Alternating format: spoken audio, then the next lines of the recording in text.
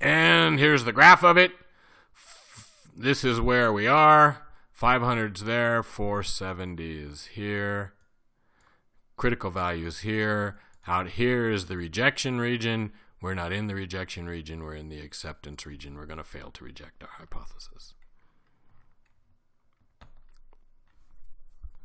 Okay, a sample of 16 patients given an experimental drug are cured of the disease in an average of 15 days, a standard deviation of 8 days. The old drug cured patients in a mean of 18 days. Is the new drug better?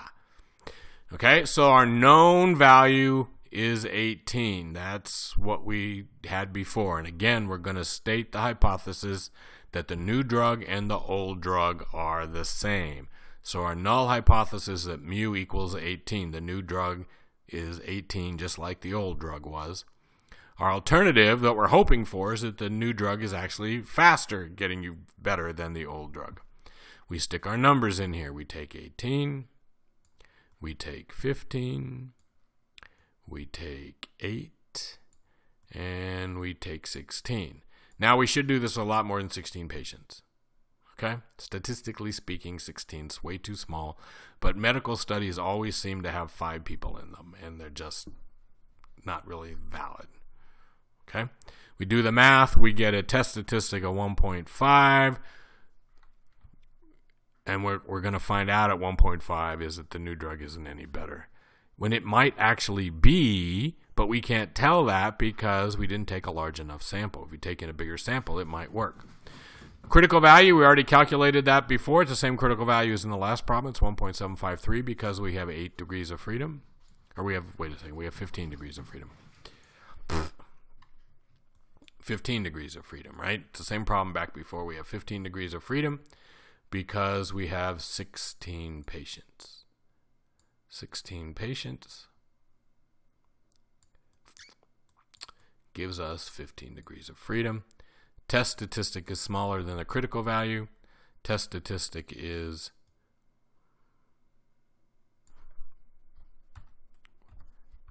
1.5. Critical value is 1753. We're going to accept or fail to reject the null hypothesis, which means the new drug in this test was no better than the old drug. But again, only 16 people in the test. We need to do this test with 1,600 people or 16,000 people. Okay? All right. So again, the picture, 1.5 right here. That's our test statistic. That's 15 days. Over here's the rejection region. Statistically speaking, there's no difference between the 15 and the 18, between the old drug and the new. But again, too small a sample. Okay? So again, the other thing to remember about statistics is that it doesn't actually tell you what to do. So you might find that there's some new cancer drug, and they do this all the time, that extends people's lives by 3 weeks, a month, 6 weeks. And according to the study, they say, yes, this cancer drug actually extends lives, but it extends lives by 50 days, 2 months, and it costs $15,000. Statistics doesn't tell you whether it's worth it for us to spend, and I know it sounds cruel, but is it worth it? Or should we make that poor patient spend $15,000 when all they're going to do is maybe live another 6 weeks? So the healthcare system is kind of weird, and there's actually a big group of cancer doctors who are out there trying to change the way we look at cancer drugs because we're spending huge amounts of money on drugs that have very little impact, and the drugs that actually do have a lot of impact are very expensive, and lots of people can't afford them, and they end up taking drugs that extend their lives, right? Statistics doesn't solve the problem. Statistics says this drug, you're better off on this drug than not taking it. You'll live longer. Statistics doesn't tell you what the right combination is or whether you should take that drug or, okay? All it does is it say you live longer if you take this drug than if you don't. All right. So a sample of 25 customers at a bank show a mean wait of 12 minutes, standard deviation of 5 minutes. So the bank goal is a 10-minute wait. Have they achieved it? And again, 25 customers is not enough. Okay? Simply not enough. Our null hypothesis would be the 10-minute wait. That's what we want. We want to be able to say that our sample is equal to 10 minutes. If it's not, it's more than 10 minutes, and that's a bad thing, right? Because 12 minutes is more than 10 minutes. We take the numbers, we stick them in our little formula, you know, where whoever your favorite chef is on TV, if you want to say bam, or you want to say it's off the hook, or you want to say whatever you want to say, we do this calculation and we get the number 2. That means, according to our sample, there are 2 standard errors in between 12 and 10. 12 and 10 are 2 standard errors apart. We have 25 customers. How many degrees of freedom do we have? The answer is we have 24. So one tail, 0.05, we come down 24 degrees of freedom, 1.711 in the T table. Okay? So we looked up our critical value in the T table. It was 1.711, alpha 0.05. Our test statistic is larger than our critical value. Our test statistic is 2. Our critical value is 1.711. Critical value, test statistic larger than critical value. We're going to reject the null hypothesis. Okay?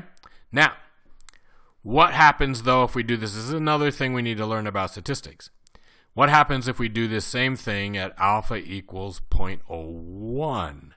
Well, let's go back to our friend, the T table here. So we've been doing it at 0.05. Let's do it at 0.01, one tail. Well, now we go down to 24 degrees of freedom, and we get 2.492. Ooh. At 2.492, the test statistic is now smaller than the critical value. 2 is less than 2.492. We're up here, 2 is greater than 1.711. At 0.05, we reject. At 0.01, we accept. Another reason why people hate statisticians.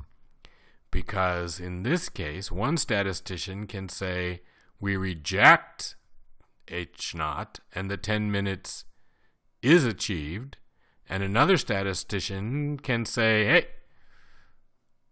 we accept H0. Okay, so one person's going to tell you, we have reduced the wait to 10 minutes, and the other person's going to tell you, we haven't. How do we stop this from happening? We take a larger sample. So here we are. Where's 10? 10's out here. If we're using the 0.05,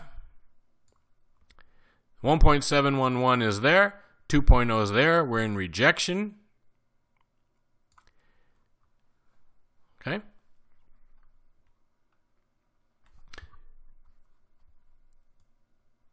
Acceptance. Critical value is 1. We're going to reject that hypothesis. At 0.01, now we're in here, and we're going to accept that hypothesis. What's that really mean? It means that the chance that we've actually achieved the 10-minute waiting time is greater than 1%, but less than 5%. Okay, let me say that again. The chance that we've achieved a 10-minute wait time is greater than 1%, but less than 5%. Okay? Neither one of which is very good, and we probably haven't really achieved the 10 minutes. And again, the answer is we need a bigger sample. All right, so we have in hypothesis testing 2 kinds of errors, which we cleverly call type 1 and type 2. Type 1 error is rejecting a true hypothesis. It equals an alpha value, whatever your alpha value is, so it's either 0.01 or 0.05. And that's type 1 error is like convicting an innocent person. You threw out a hypothesis and it was a true hypothesis. You sent some innocent guy to jail.